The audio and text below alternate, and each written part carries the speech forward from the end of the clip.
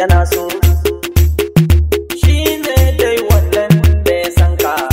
tun ba babu akwai sai kujerar ka. Wannan da ya dinga ibada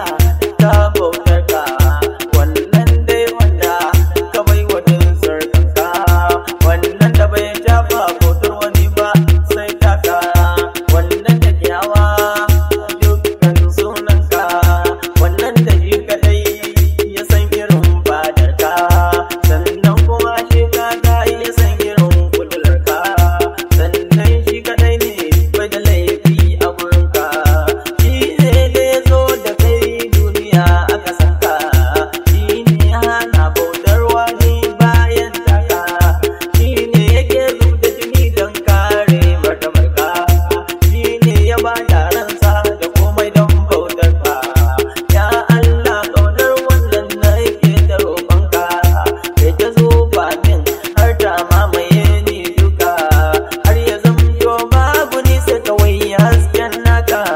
har ya zamto babu ni kawai sai hasken naka, har ya zamto babu ni kawai sai hasken naka.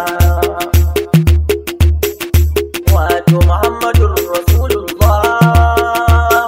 maje al'arshi, ya Allah ka ƙara mana sansa don ƙaunar ka da shi, ya Allah ka ƙara mana sansa don kishin ka da shi, ya Allah ka ƙara mana sansa don kunyar ka da shi,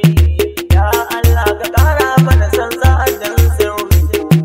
da shi, ya Allah ka ƙara mana sansa don keɓewar ku da shi,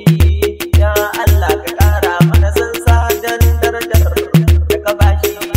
ya Allah ka ƙara mana sansa don martabar da ka bashi, ya Allah ka ƙara mana sansa don kimar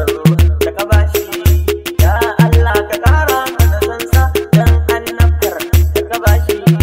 ya Allah ka ƙara mana sansa don manzancin da ka bashi,